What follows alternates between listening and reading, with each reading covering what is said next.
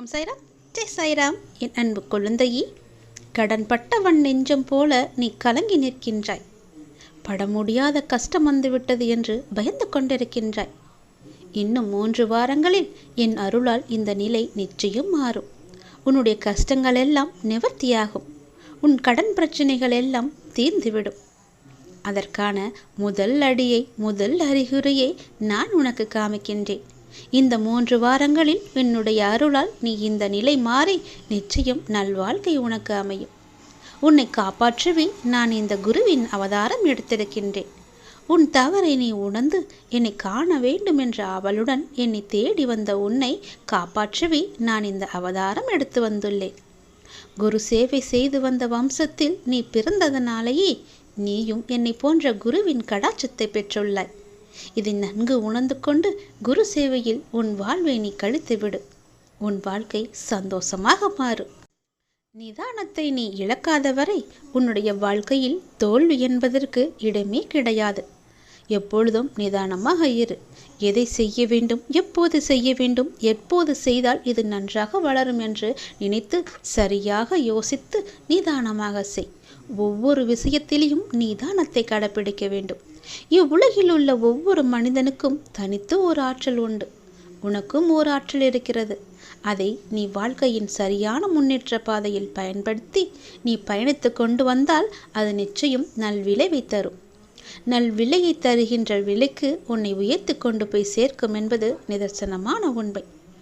உன்னிடம் உள்ள ஆற்றலை நீ குறைத்து மதிப்பிட்டு கொண்டிருக்கின்றாய். என்னால் இது முடியுமா என்று எடுத்த எடுப்பிலேயே எதை கண்டும் அச்சப்படாதே. உனது உணர்வுகள், எண்ணங்கள், பேச்சுக்கள் எல்லாம் எத்தகைய நிகழ்வை சுற்றி விரும்பியோ வெறுத்தோ தீவிர வட்டமிடுகிறதோ அதுவேதான் உனக்கு நடக்கும். ஆகவே உனக்கு வேண்டியதை பற்றி மட்டுமே தீவிர உணர்வோடு சிந்தித்தும் பேசியும் விரும்பியும் இரு. நீ நினைத்தது விரைந்து நிறைவேற வேண்டுமானால் தோல்விக்கு அஞ்சி முடங்கி கிடப்பதோ மடங்கி கிடப்பதோ நல்ல வாழ்க்கையை உனக்கு தராது. போட்டியில் தோற்றாலும் ஓட்டப்பந்தயத்தில் ஓடுபவன்தான் வெளியில் நின்று விமர்சிப்பவனை விட மேலானவன். அதை நீ புரிந்து கொள். ஒரு செயலை செய்ய முடியாதவர்கள் அவர்களால் முடியாததை உங்களாலும் செய்ய முடியாது என்று சொல்லுவார்கள். அவர்கள் பேச்சையெல்லாம் நீ காதில் வாங்கி கொள்ளாதே. சொல்லுபவர்கள் சொல்லட்டும். அவர்களிடம் நீ காது கேட்காதவராக இருப்பதே சில நேரங்களில் உனக்கு பொருத்தமானது. உன் வழியில் நீ சென்று கொண்டே இரு. வெற்றி உனக்காக அங்கு இருக்கிறது. இனி உன் வாழ்க்கை ஒளிமயமாக மாறும். கவலையப்படாதே, நான் இருக்கிறேன். உன்னுடைய இந்த கஷ்டமான நிலை கூடிய விரைவில் மாறும். நீ எல்லா செல்வ வளங்களையும் பெற்று 16 செல்வங்களையும் பெற்று சீரும் சிறப்புமாக சந்தோஷமாகவே வாழப்போகின்றாய். நான் உன் கூடவே எப்போதும் உன் குருவாக வந்து கொண்டே இருப்பேன். நீ செல்லும் இடமெல்லாம் உனக்கு துணையாக நிற்பேன். என் வார்த்தைகளை நீ நம்பினால், இதை நீ முழுமையாக கேட்டு அதன்படி நீ செயல்படுத்தினாயே என்றால் உனது துயர் துடைக்க நான் வருவேன். உனது துயர் துடைக்க உன்னை தேடி நீ இருக்கும் திசை நோக்கி நான் ஓடி வருவேன்.